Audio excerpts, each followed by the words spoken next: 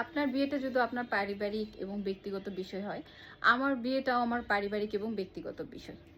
আরেকজন কয়টা বিয়ে করলো, কি করলো না করলো এটা আমার দেখার দরকার নেই। কারণ তার যদি ইচ্ছে করে, প্রয়োজন থাকে, সে বিয়ে করতেই পারে। আমি করছি না বলে যে আপনার করা যাবে না এমন নয়, আর আপনি করছেন বলে আমাকে করতে হবে সেটাও নয়।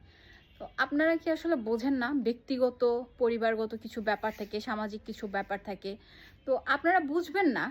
এই যে ননসেন্সের মতো যে কমেন্টে সারাদিন এসে বলেন বিয়ে করেন, বিয়ে করেন, বিয়ে করেন। আপনার বাপের সাথে পড়ে আছি না আপনার সাথে পড়ে আছি না আপনার ভাইয়ের সাথে না আপনার বেটার সাথে পড়ে আছি যে আমাকে এখনই বিয়ে করতে হবে? আমার যদি প্রয়োজন মনে হয় আমি বিয়ে করব। বিয়ের সমস্যাটা কি? আপনি আমার বিয়ের সম্পূর্ণ খরচ দিবেন, বহন করবেন না? আপনার বাড়ির যে আমি পড়ে আছি ভারী লাগছে, জাস্ট বিয়ে হইলেই পার হয়ে যায়। কি সমস্যা বলেন তো? নাকি আমার অধঃপতন দেখতে চান? যেভাবে তরতরায় আগায় যাচ্ছি, কাজ করছি যে ডেডিকেশনের সাথে, সেটার একটা পরিবারের মধ্যে যে আমি হারাই ফেলি, নিজের এই পাওয়ারটাকে নষ্ট করে ফেলি, এইটা চান? আমার জীবনে আমি কি করব না করব ব্যক্তিগত ব্যাপার। আমার কমেন্টে এসে বলার দরকার নাই।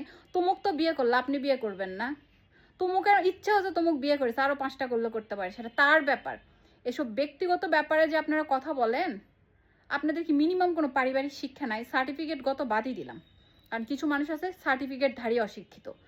পারিবারিক শিক্ষা নাই আপনাদের মধ্যে, যে একটা মানুষকে জিজ্ঞাসা করতে হয় না তোমার স্যালারি কত, একটা মানুষকে জিজ্ঞাসা করতে হয় না যে তুমি হলো পরে কি পর্যন্ত পড়ছো, তোমার রেজাল্ট কি, তোমার পয়েন্ট কি, এইসব জিজ্ঞাসা করতে হয় না, এটা জানেন না? জ্ঞান দিতে তো কমেন্টে ঢুকেন, তার আগে নিজের জ্ঞান বিল্ড আপ করে নেবেন, মগজের মধ্যে বিল্ড আপ করে নেবেন নিজের কিছু জ্ঞান, যাতে মানুষের হাতে মুখের জুতা না খেতে হয় সারাদিন। আর আমাকে 2-4টা কথা বলবেন, আমি এরকম সারাদিন মুখের জুতা দিতেই থাকবো। ফাজিল কোথাকার।